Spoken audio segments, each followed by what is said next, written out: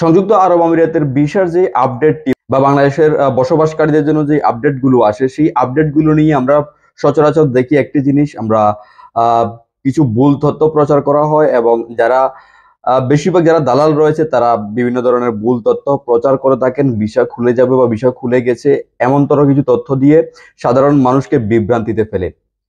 সম্প্রতি আগামী মাস থেকে সেপ্টেম্বরের 1 তারিখ থেকেই সংযুক্ত আরব আমিরাতে বাংলাদেশি বসবাসকারীদের জন্য যারা অবৈধ রয়েছেন, যারা ভিসা প্রসেস করতে পারেনি বিভিন্ন সমস্যার কারণে, তাদের জন্য একটি সুযোগ দেওয়া হয়েছে, যেটি 2018 সালে সর্বশেষ ছিল।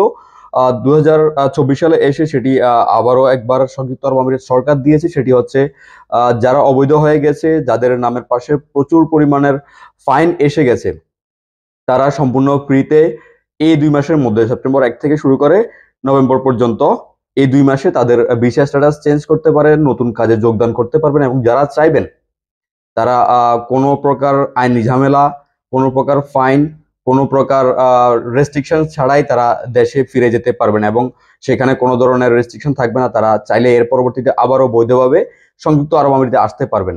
সম্প্রতি একটা বিষয় আমি শুনেছি, কেউ একজন, আমার পরিচিত একজনকে বলা হয়েছে যে বাংলাদেশি ভিসা খুলে গেছে।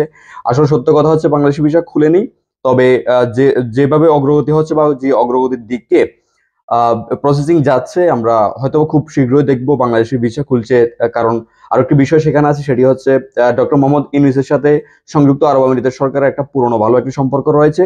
সেই হিসেবে আমরা অন্তত এটি আশা করতে পারি যে খুব সহসা ভিসা খুলে যেতে পারে।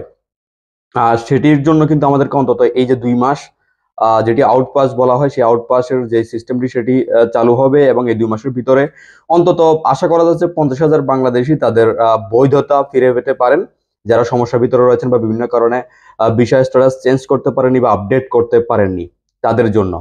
এক্ষেত্রে কিছু বিষয়, যেহেতু এই বিষয়ে এসেছে, কিছু বিষয় সংযুক্ত আরব আমিরাতে বসবাসরত বাংলাদেশিদের জন্য যারা ভিসা সমস্যায় ভুগতেছেন বা স্ট্যাটাস চেঞ্জ করতে পারেননি, তাদের জন্য, যারা এখানে ইতিমধ্যেই রেসিডেন্ট ভিসায় ছিলেন আর তারা আপডেট করতে পারেননি, রেনিউ করতে পারেননি, তারাই শুধুমাত্র এই যে সুযোগটি, সেই সুযোগটি তারা কাজে লাগাতে পারবেন নতুন কর্মস্থলে জয়েন অথবা বাংলাদেশে এক্সিট হওয়ার যে বিষয়টি, সেই বিষয়টি তারা করতে পারেন। যারা ভিজিটে এসেছেন, ভ্রমণ ভিসায় এসেছিলেন, তারা কোনো না কোনো ভাবে চেষ্টা করেও তারা লাগাতে পারেননি ভিসা। এর পরবর্তীতে বাংলাদেশিদের জন্য যে ভিসা সংক্রান্ত যে বড় রেস্ট্রিকশনটি, বাংলাদেশের জন্য ভিসাটা বন্ধ হয়ে যায়, সেটির কারণে তারা ভিসা লাগাতে পারেননি বা বৈধ হতে পারেননি। তাদের জন্য কিন্তু এই সুযোগটি নেই। এই সুযোগটি শুধুমাত্র যারা রেসিডেন্ট ভিসায় রয়েছেন, কাজের ভিসায় ছিলেন, শুধু তাদের জন্যই।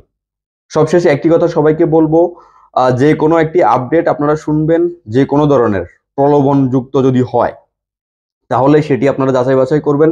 আপনার পরিচিত কেউ আপনাকে ভালো তথ্য দিয়ে সহযোগিতা করতে পারবে এমন লোকের সাথে যোগাযোগ করুন। আর অনলাইন তো রয়েছে এবং গুগল করেও আপনি বিভিন্ন ধরনের আপডেট আপনি পেতে পারেন।